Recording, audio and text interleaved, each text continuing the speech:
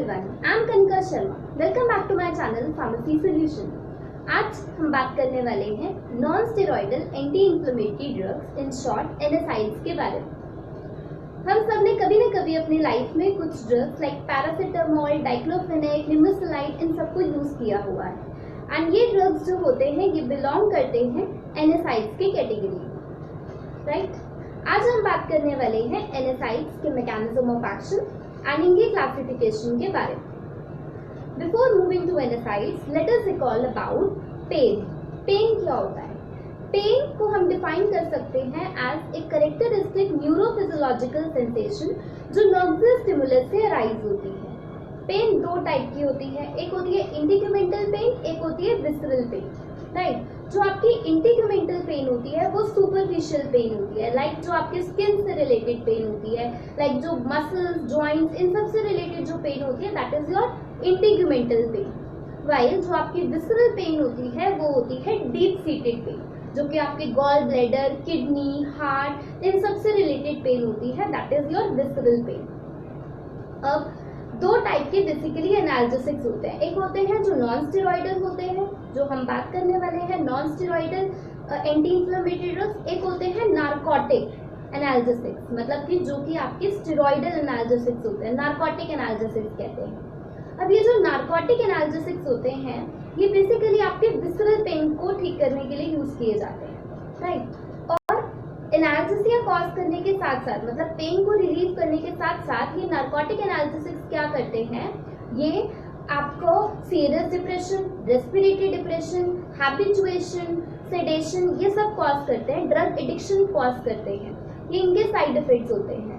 While जो आपके non steroidal anti inflammatory drugs होते हैं, non narcotic analgesic anti inflammatory drugs होते हैं, ये आपकी इंटीग्यूमेंटल पेन को ठीक करते हैं एंड इनके ये साइड इफेक्ट्स नहीं होते हैं जो कि इसके होते हैं। ये respiratory depression, CNS depression, habituation, ये सब कॉज नहीं करते हैं एंड ये आपके इंटीग्यूमेंटल पेन को ट्रीट करने के लिए यूज किए जाते हैं, जो आपकी सुपरफिशियल पेन होती है, और ये पेरिफेरल पेन मैकेनिज्म्स पे काम करते हैं। जो फ्री नर्व एंडिंग्स होती हैं, जो कि प्रो इन्फ्लेमेटरी ऑटोकॉइड्स लाइक आपके ब्रेडिकाइनिन और आपके प्रोस्टाग्लैंडिन्स, इन सब से जो आपके प्रो इन्फ्लेमेटरी, इनसे जो फ्री नर्व एंडिंग सेंसिटाइज हो जाती हैं, उन पे ये बेसिकली उन पेरिफेरल पेन मैकेनिज्म्स पे ये काम करते हैं। दस जो आपकी इन्फ्लेमेशन से एसोसिएटेड पेन होती है उसको ये ज्यादा अच्छे से, उनके लिए ज्यादा इफेक्टिव होते हैं। कौन? NSAIDs, right. अब हम बात करते हैं NSAIDs के कुछ कॉमन कैरेक्टरिस्टिक्स के बारे में। फर्स्ट पॉइंट इज कि सारे के सारे NSAIDs जो होते हैं ये नॉन स्टेरॉइडल होते हैं, इनमें से कोई भी स्टेरॉइड नहीं होता है, जैसे कि आपको नेम ही सजेस्ट कर रहा है कि ये non steroidal anti inflammatory drugs हैं, तो इनमें से कोई भी स्टेरॉइड नहीं होता है। सेकेंड पॉइंट, जैसे कि हमने डिस्कस किया कि ये CNS depression, respiratory depression, habituation, ये सब कॉज नहीं करते हैं। थर्ड पॉइंट इज कि ये सारे के सारे NSAIDs एनाल्जेसिक, एंटीपायरेटिक और एंटी इंफ्लेमेटरी एक्शन रखते हैं। इन सबके ये तीनों एक्शंस होते हैं एक्सेप्ट पैरासीटामोल, जिसका एनाल्जेसिक, एंटीपायरेटिक एक्शन होता है वाइल एंटी इंफ्लेमेटरी एक्शन नहीं होता है। हमने तीन टर्म्स यूज करे, analgesic, antipyretic, anti inflammatory. Analgesics वो होते हैं जो कि पेन को रिलीव करते हैं, एंटीपायरेटिक्स वो होते हैं जो कि एलिवेटेड बॉडी टेम्परेचर को नॉर्मल बॉडी टेम्परेचर पर ला देते हैं, वाइल जो आपके एंटी इंफ्लेमेटरी होते हैं वो आपकी इन्फ्लेमेशन को ठीक करते हैं, जहाँ पे भी बॉडी में आपकी इन्फ्लेमेशन है उसको ठीक करते हैं, राइट। थर्ड पॉइंट इज कि जितने भी NSAIDs होते हैं इनके डोज डिपेंडेंट यूरिकोसेरिक एक्शन होता है। यूरिकोसेरिक एक्शन मतलब कि ये क्या करते हैं, जो रीअब्जॉर्प्शन होती है यूरिक एसिड की रीनल ट्यूब्यूल से, उसको ये क्या कर देते हैं, इनहिबिट कर देते हैं, दस उसकी एक्सक्रीशन को एनहांस कर देते हैं और उसके ब्लड प्लाज्मा में कंसंट्रेशन को कम कर देते हैं। दिस इज यूरिकोसेरिक एक्शन एंड ये इनका डोज डिपेंडेंट यूरिकोसेरिक एक्शन रखते हैं। अब हम बात करते हैं मेन चीज की, that is your mechanism of action, कि ये जो NSAIDs होते हैं ये काम कैसे करते हैं। एक्चुअली ये क्या करते हैं कि जिससे ये इनके तीनों एक्शंस होते हैं like analgesic, antipyretic, anti inflammatory action, इनके क्यों होते हैं, राइट। सो क्या होता है कि जब भी कोई टिश्यू इंजरी होती है, राइट, सो टिश्यू इंजरी के टाइम पे क्या होता है कि उस टिश्यू में प्रोस्टाग्लैंडिन की सिंथेसिस इंक्रीज हो जाती है, राइट। और ये प्रोस्टाग्लैंडिन क्या करता है, इस प्रोस्टाग्लैंडिन के बेसिकली दो मेन फंक्शंस होते हैं कि एक तो ये इन्फ्लेमेशन का मीडिएटर होता है and the second thing is कि ये क्या करता है, ये सेंसिटाइज कर देता है पेन रिसेप्टर्स को, जो सेंसरी नर्व एंडिंग्स होते हैं उन पे जो पेन रिसेप्टर्स होते हैं उनको सेंसिटाइज कर देता है। एंड जो दूसरे मीडिएटर्स होते हैं इन्फ्लेमेशन के लाइक ब्रेडिकाइनिन वगैरह, इनको क्या करता है, इनको अलाउ करता है कि वो क्या करें, जो इंटेंसिफाई कर दे, जो सेंसरी नर्व एंडिंग्स हैं उनकी एक्टिवेशन को इंटेंसिफाई कर दे, दस वो ज़्यादा एक्टिव हो जाए, जो ज़्यादा इंटेंसिफाई हो जाए सेंसरी नर्व एंडिंग्स का एक्शन। दस ये क्या करता है, सेंसिटाइज करता है पेन रिसेप्टर्स को। एंड दूसरी बात ये क्या करता है, मीडिएटर होता है इन्फ्लेमेशन का, तो इसकी वजह से क्या होता है, बेसिकली आपकी इन्फ्लेमेशन होती है और पेन होती है आपको जब भी कोई टिश्यू इंजरी होती है, राइट। बट अब ये प्रोस्टाग्लैंडिन जो है ये आपकी बॉडी में सिंथेसाइज हुआ कैसे सिंथेसाइज हुआ, क्योंकि देखो अगर ये क्या हो रहा है, हमने पढ़ा कि टिश्यू इंजरी हो रही है तो प्रोस्टाग्लैंडिन की सिंथेसिस बढ़ रही है, और इस प्रोस्टाग्लैंडिन की वजह से ये इन्फ्लेमेशन का मीडिएटर है और पेन रिसेप्टर्स को सेंसिटाइज करता है। तो अगर मुझे इस चीज़ को रोकना है कि इन्फ्लेमेशन ना हो, तो मुझे इस प्रोस्टाग्लैंडिन के सिंथेसिस को रोकना पड़ेगा ना, जिसकी वजह से ये हो रहा है, मुझे उसको रोकना पड़ेगा। बट उसको रोकने के लिए मुझे पहले ये पता होना चाहिए कि प्रोस्टाग्लैंडिन सिंथेसाइज कैसे हो रहा है, राइट। ये प्रोस्टाग्लैंडिन सिंथेसाइज कैसे हो रहा है, ताकि मैं उस सिंथेसिस के पाथवे में कुछ ब्लॉकेट कर सकूं और ये उसका क्या हो सकेगा, ट्रीटमेंट हो सकेगा, राइट, कि इन्फ्लेमेशन नहीं होगी। तो बेसिकली पहले हमें ये पढ़ना पड़ेगा कि वो प्रोस्टाग्लैंडिन हमारी बॉडी में सिंथेसाइज होता कैसे है, देन हम बात करेंगे कि इसको रोका कैसे।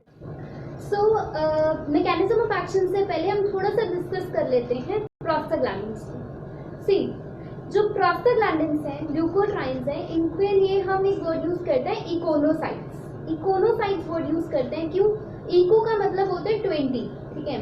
तो ये जो प्रोस्टाग्लैंडिन्स ल्यूकोट्राइन्स होते हैं ये 20 कार्बन के अनसैचुरेटेड फैटी एसिड्स होते हैं, जो कि डिराइव होते हैं एराकिडोनिक एसिड से, ठीक है।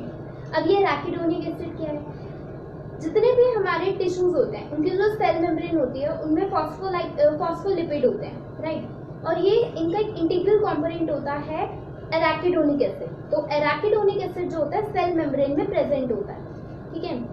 और ये जो आपके इकोनोसाइट्स होते हैं प्रोस्टाग्लैंडिन्स ल्यूकोट्राइन्स, ये आपके इस एराकिडोनिक एसिड से डेराइव होते हैं, ये इसके डेरिवेटिव्स होते हैं, ठीक है।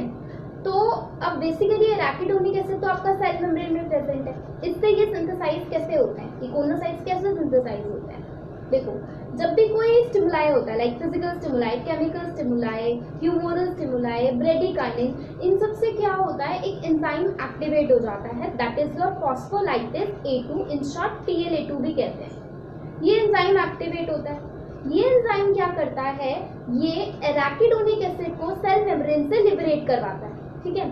तो हमारे पास अब एराकिडोनिक एसिड आ गया, वो सेल मेम्ब्रेन से लिबरेट हो गया, ठीक है। अब ये जो एराकिडोनिक एसिड होता है ये साइक्लाइज होता है, ऑक्सीजनेट होता है मेनली 2 पाथवे से, ठीक है। और फिर ये क्या सिंथेसाइज करता है आपका जो प्रोस्टाग्लैंडिन्स हैं, ल्यूकोट्राइन्स हैं, ये जो आपके इकोनोसाइट्स हैं, ये इनसे डिराइव होते हैं एराकिडोनिक एसिड से, ठीक है। तो बेसिकली 2 पाथवे होते हैं, एक होता है कॉक्स पाथवे, एक होता है लॉक्स पाथवे।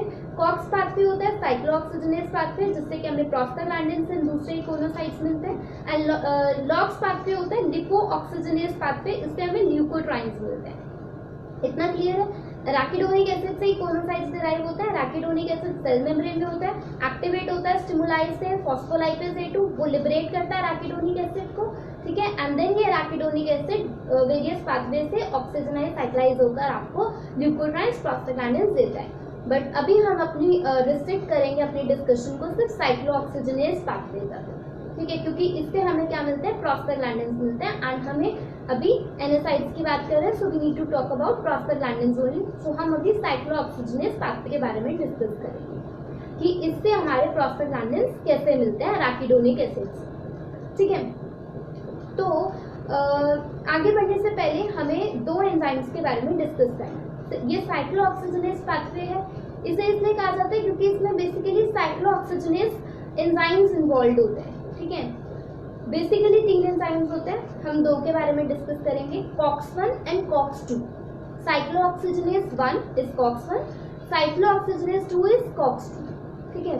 जो साइक्लोऑक्सीजनेस 1 है एंजाइम, ये क्या होता है, ये एंजाइम आपका कॉन्स्टिट्यूटिवली एक्सप्रेस्ड होता है, मतलब ये सारे सेल्स में प्रेजेंट होता है, जीआईटी में, प्लेटलेट्स में, हर जगह ये सेल प्रेजेंट, ये एंजाइम प्रेजेंट होता है। जो कॉक्स-2 होता है ये मेनली आपका जो इन्फ्लेमेटरी स्टिमुलस होता है उससे ये एक्टिवेट होता है, और ये इन्फ्लेमेटरी साइट्स पे ही इंड्यूसिबल होता है, जहाँ पे भी इन्फ्लेमेशन होती है वहाँ पर ये इंड्यूसिबल होता है। एज सच कॉक्स-1 की तरह ये हर जगह जीआईटी, प्लेटलेट्स वगैरह में प्रेजेंट नहीं होता है। तो ये हो गई लोकेशन की बात। कॉक्स-2 कॉन्स्टिट्यूटिव एक्सप्रेस्ड है, सारे सेल्स में होता है, वाइल ये सिर्फ इन्फ्लेमेटरी साइट्स पर ही इंड्यूसिबल होता है।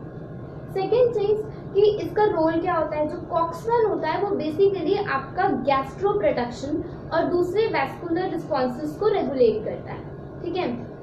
तो मतलब जो भी आपकी गैस्ट्रो प्रोटेक्शन करनी है, गैस्ट्रिक जो आपकी गैस्ट्रिक एसिड होता है उस मतलब जो गैस्ट्रो प्रोटेक्शन होता है उसमें आपका कॉक्स-1 इन्वॉल्व होता है, ठीक है। और आपका कॉक्स-2 जो होता है वो आपका बेसिकली इन्फ्लेमेटरी साइट्स पे एक प्रीडोमिनेंट एंजाइम है जो कि आपका इन्फ्लेमेटरी साइट्स पे होता है, और ये बेसिकली आपका जो रीनल डेवलपमेंट होता है उसमें इन्वॉल्व होता है, ठीक है। तो दिस इज द थिंग कि हमने कॉक्स-1 एंड कॉक्स-2 को डिस्कस किया। अब हम बात करते हैं बेसिकली ये दोनों एंजाइम्स जो हैं ये क्या करेंगे, एराकिडोनिक एसिड से जो आपकी मैंने बताया था एराकिडोनिक एसिड से जो प्रोस्टाग्लैंडिन्स की सिंथेसिस है उसमें ये दोनों एंजाइम्स इन्वॉल्व होते हैं, दैट्स व्हाई हमने इनको पहले डिस्कस किया। नाउ अब हम डिस्कस करते हैं फ्लो चार्ट के फॉर्म में कि कैसे आपका एराकिडोनिक एसिड से कॉक्स एंजाइम्स की हेल्प से आपके वेरियस प्रोस्टाग्लैंडिन्स सिंथेसाइज होते हैं। आज we discuss हमारा सेल मेम्ब्रेन में फॉस्फोलिपिड प्रेजेंट होता है, राइट, एंड देन हमारे कुछ स्टिमुलाई से जैसे फिजिकल, केमिकल, ह्यूमोरल, ब्रेडिकाइनिन, इन स्टिमुलाई से हमारा फॉस्फोलाइपेज A2 एंजाइम एक्टिवेट होता है जो कि क्या करता है, एराकिडोनिक एसिड को सेल मेम्ब्रेन से लिबरेट कर देता है, राइट। तो एराकिडोनिक एसिड हमारा लिबरेट हो गया सेल से। अब क्या होता है, एज वी हैव टॉक्ड कि हमारा साइक्लोऑक्सीजनेज 1 और साइक्लोहेक्सोजेनेज 2 हमारे एंजाइम्स होते हैं, ठीक है। अब ये जो साइक्लोऑक्सीजनेज 1 है और साइक्लोऑक्सीजनेज 2 है, ये दोनों मिलकर क्या करते हैं, ये दोनों साइक्लाइजेशन एंड ऑक्सीजनेशन करते हैं एराकिडोनिक एसिड की, एंड PGG2 बन जाता है। क्या बन जाता है, प्रोस्टाग्लैंडिन PGG2 बन जाता है। एंड ये हमारा कैसे बना एराकिडोनिक एसिड से PGG2, with the help of both enzyme cyclooxygenase 1 and cyclooxygenase 2, ठीक है। साइक्लोऑक्सीजनेज 1 हमारा वाइडली डिस्ट्रीब्यूटेड होता है, सारे सेल्स में प्रेजेंट होता है, वाइल साइक्लोऑक्सीजनेज 2 ये इंड्यूसिबल होता है by cytokines during inflammation. Inflammation के टाइम पे इन्फ्लेमेटरी स्टिमुलस जैसे साइटोकाइन से ये इंड्यूसिबल होता है साइक्लोऑक्सीजनेज 2। तो इनसे हमारा एराकिडोनिक एसिड कन्वर्ट होता है PGG2 में। एंड देन हमारा क्या होता है कि ये जो PGG2 होता है ये आपका जल्दी से पेरोक्सिडेशन अंडरगो करता है PGS सिंथेस एंजाइम से PGH2 में कन्वर्ट हो जाता है, राइट। अब PGG2 एंड PGH2 के बारे में हम डिस्कस करते हैं। तो एज ये सदिक PGG2 है, PGG2 PGH सिंथेस से जल्दी से कन्वर्ट हो जाता है पेरोक्सिडेशन अंडरगो कर PGH2 में। एंड ये जो इंडो पेरोक्साइड्स है PGH2 एंड PGG2 ये हाईली अनस्टेबल होते हैं एंड हेंस ये जल्दी से कन्वर्ट हो जाते हैं किसमें, PGI सिंथेस से प्रोस्टासाइक्लिन PGI2 में कन्वर्ट हो जाता है जो कि मेनली वेस्कुलर एंडोथेलियम में है। थ्रोम्बोक्सिन सिंथेस से थ्रोम्बोक्सिन A2 में कन्वर्ट हो जाता है जो कि प्लेटलेट में प्रेजेंट होता है। PGE सिंथेस से PGE2, PGF2 alpha and PGD2 में कन्वर्ट हो जाता है। एंड इन सब के अपने कुछ अलग फार्माकोलॉजिकल एक्शंस होते हैं जो कि हम आगे इनके फार्माकोलॉजिकल एक्शंस को स्टडी करेंगे।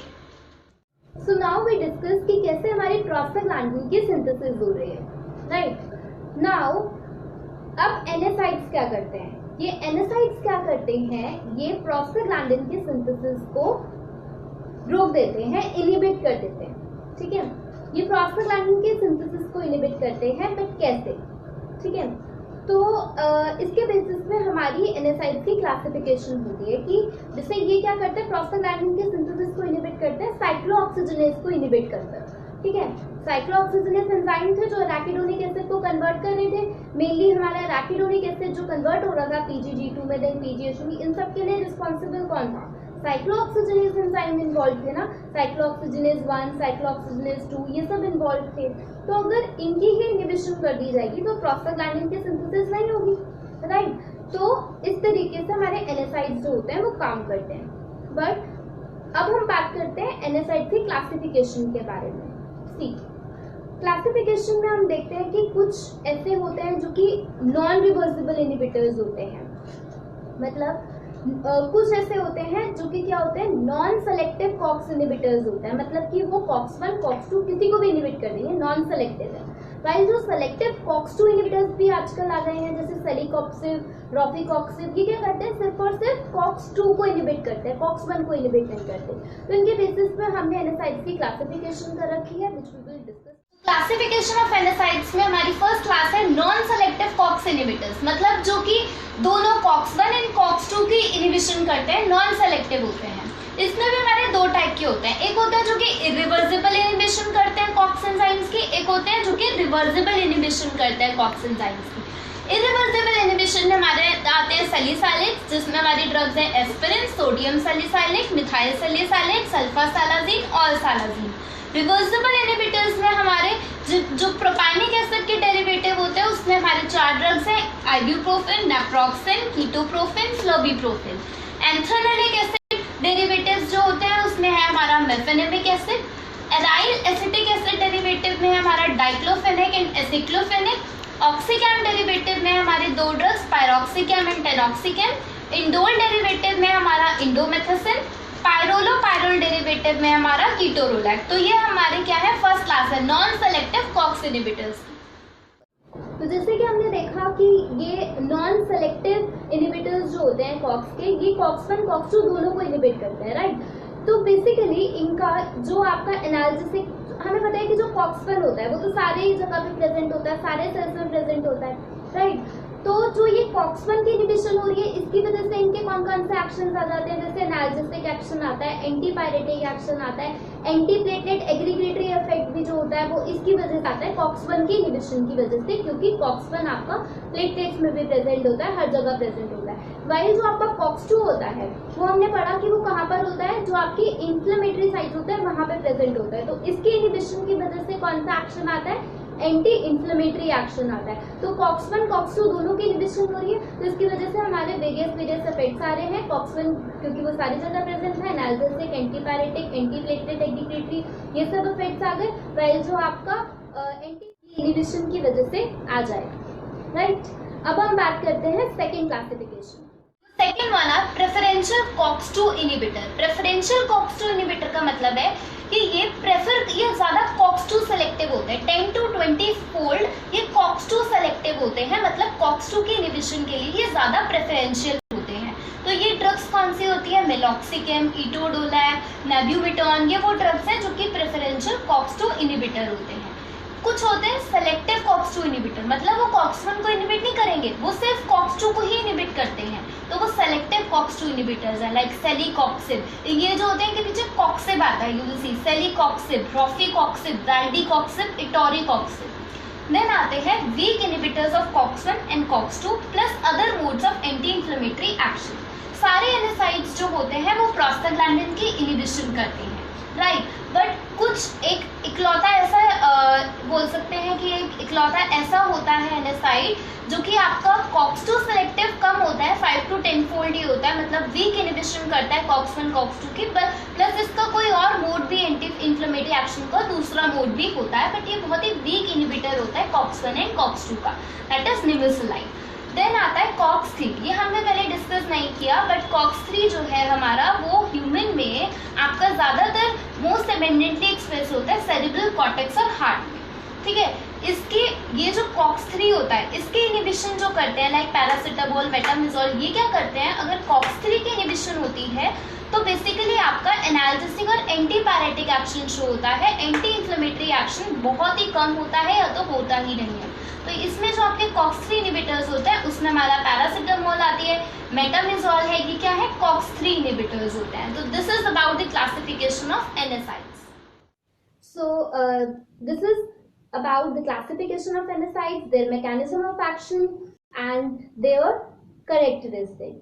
And in the next video we will discuss about the pharmacological actions of NSAIDs and their uses and their adverse effects. If you like my video, do like it, comment, share and do subscribe to my channel. Thank you very much.